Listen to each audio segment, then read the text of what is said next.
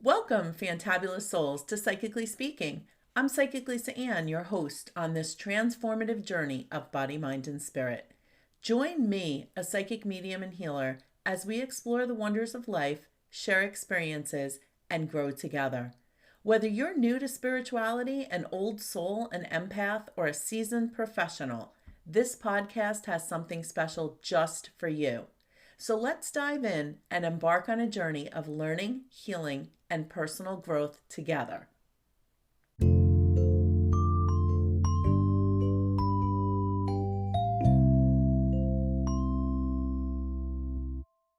In today's discussion, we delve into the topic of empaths. And I recognize that some of what I share might not be well received by everyone. Nevertheless, the aim is to empower you in reclaiming your personal strength. So let's embark on this journey together towards regaining control and embracing your power. An empath is someone who possesses an exceptional ability to understand and share the feelings of others. This heightened sense of empathy goes beyond ordinary levels, allowing them to connect deeply with the emotions and experiences of those around them. Empaths often feel the emotions of others as if they were their own, contributing to a profound understanding of different perspectives and a strong capacity for compassion. 3 indications that you might be an empath. 1. A heightened sensitivity to others' emotions. One of the primary signs of being an empath is a heightened sensitivity to the emotions of those around you. You may easily pick up on and feel the joy, sadness, or stress of others as if these emotions were your own. I remember when I was younger, I would walk into a room and I would immediately know if people were happy or sad or mad. And because I didn't really understand about energy and being an empath, I just assumed everybody was sad or everybody was mad because of something that I did. It wasn't until much later in life when I learned how to work with energy that I was really able to understand what I was experiencing. 2, overwhelming empathetic intuition. Empaths often have a strong intuitive sense about people and situations. If you frequently experience intuitive insight or a deep understanding of others' feelings without them explicitly expressing them, it could be a sign of empathetic abilities. Now, I have always been one of those people where someone could email me, a friend will email me, be like, hey, do you want to go to lunch next Wednesday? And I will always read the email in the emotion that it was written in. So the email might say, hey, do you want to go to lunch next week? But what I'm feeling is, hey, do you want to go to lunch next week? And I have literally called people and said, hey, what's going on? What's the matter? Why are you so upset? And they've said to me, what do you mean, why am I so upset? How do you know that I'm upset? Oh, well, I read the email. And they're like, the email? All I said was, do you want to go to lunch next Wednesday? So that is how an empath's brain works, right? We don't read something with just the words. We read it with the emotion and the feeling behind it. Now, number 3, emotional exhaustion in crowded spaces. Empaths tend to absorb the energy and emotions of the environment, especially in crowded or intense situations. If you find yourself feeling emotionally drained, you might be an empath. And we're going to talk about this in a moment because this is actually very important, okay? Being an empath does not mean that you need to feel emotionally drained all the time. That part of it just means you do not understand how to work with energy. And we're going to talk about that in a little bit. Now, empathy is sometimes misused as an excuse to avoid personal responsibility. While true empathy involves understanding and sharing others' feelings, some individuals may use it as a shield to deflect accountability for their actions or decisions. They might attribute their behavior to being overly affected by others' emotions or using empathy as a convenient justification rather than taking responsibility for their choices. It's essential to distinguish genuine empathy from a misuse of the concept to ensure that individuals are accountable for their actions while still fostering a compassionate understanding of other feelings. The word empath is also often overused because people like identifying with its positive meaning. In fact, it's become popular in self-help and spiritual circles, and some use it to feel unique or sensitive. However, this widespread adoption can lead to misuse, with people using it as an excuse for their emotions. And this overuse might also stem from a desire for validation or to explain personal struggles, which can diminish the term's genuine meaning for those who truly have extraordinary empathetic abilities. I find a certain distaste for the term empath, as it often seems to be wielded as a convenient excuse for feeling overwhelmed or burdened by emotions. And while acknowledging that a genuine empath may possess heightened sensitivity, the widespread use of this term has led to its dilution and misuse. Some individuals readily label themselves as empath, using it as a shield, again, to avoid that accountability for their emotional reactions or as justification for withdrawing from a challenging situation. This overuse tends to really undermine the experiences of those who truly navigate the world with extraordinary empathy. And the danger lies in the potential for the term to become a crutch rather than a genuine descriptor of a unique and profound capacity for understanding and sharing others' feelings. Experiencing an overwhelming flood of others' emotions doesn't necessarily indicate being an empath. Rather, it may signify a lack of skill in managing or channeling energy effectively.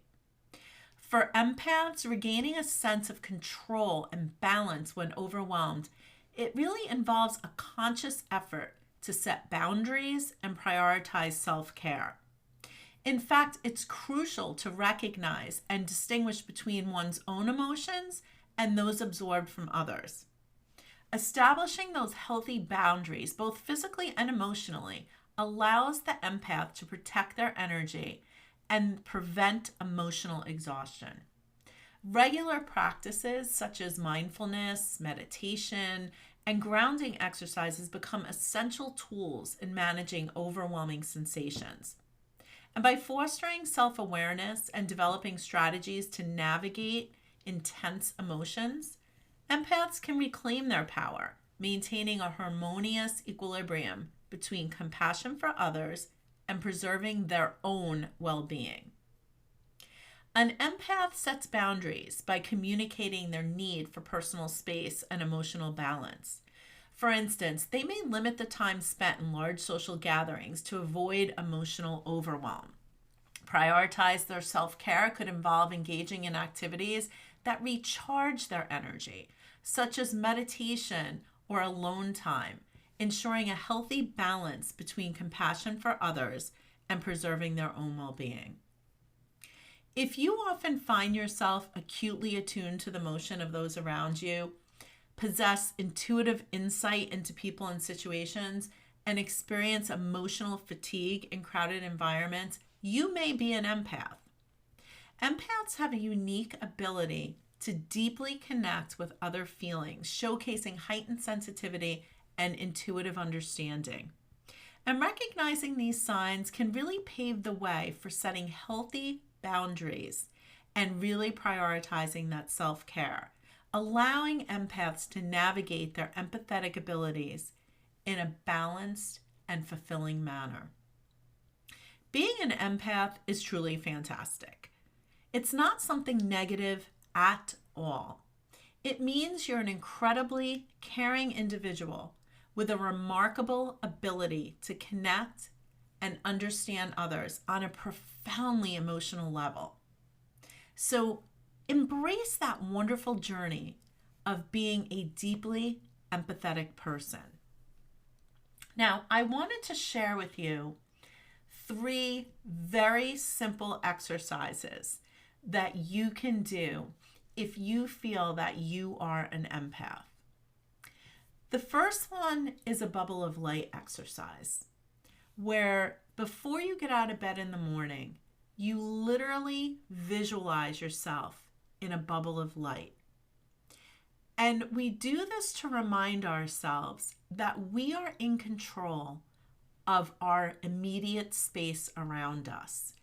Everything outside of that bubble is outside of us, and we can control the way that we react and we respond to things. Now, the second exercise is a grounding exercise, and this can be done many, many different ways. It can be something as simple as maybe you're sitting at your desk at work and all of a sudden you start feeling drained, or you're feeling like somebody is just sucking the energy out of you. You can just take a moment to just visualize roots of a tree going out the bottom of your feet to the center of the earth, and visualize pulling up a bright red light up through those roots from the bottom of your feet all the way up to the top of your head. Or if you have the opportunity, you can take a moment to step outside. Maybe take your shoes off and step on the grass, unless of course you live down south where we have red ants. Then I don't suggest stepping in the grass with your shoes off. But there are my point is, there are many, many different ways that you can ground yourself. My absolute favorite exercise that literally changed my life is, I call it the cord cutting exercise.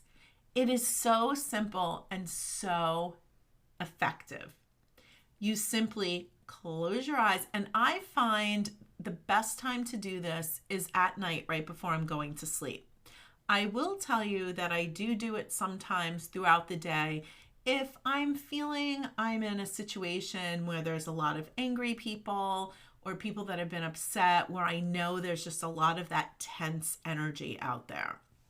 So with the cord cutting exercise, you can do it anytime throughout the day, but it is super important that you do it before you go to sleep at night. So I talk about this all the time, but I want you to start thinking about energy in a different way. And I want you to be aware that every single person that you come in contact with throughout the day, imagine that you now have a thread or a cord that goes to them. And it doesn't matter if you've interacted with them. There might be someone online with you at the store that's like 3 people behind you that you don't even make eye contact with, but maybe you hear them arguing with someone on the phone.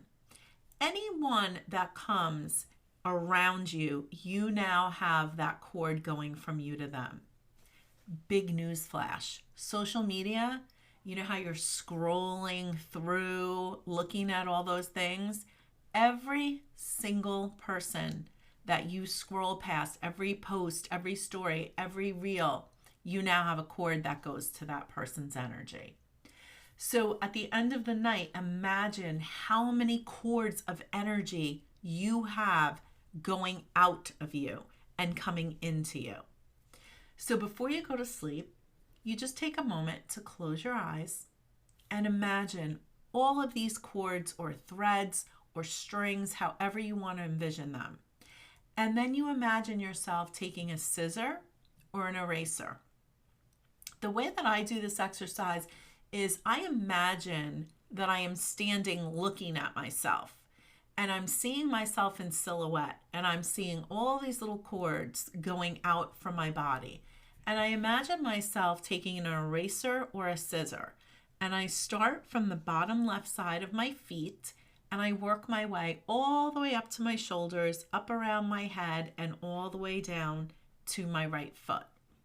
And then I see myself taking that eraser or that scissor and starting at the top of my head and going down the front of my body, and then starting at the top of my head, going down the back of my body. I also imagine myself picking up one foot at a time, and I use that eraser or a scissor to cut any of the cords at the bottom of my feet. So this is something that simple visualization exercise will do so much for you. So again, cutting the cord exercise is best done at night. However, you also can do it at any time of the day.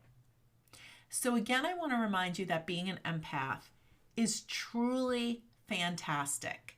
And I want to remind you again to embrace the wonderful journey of being a deeply empathetic person.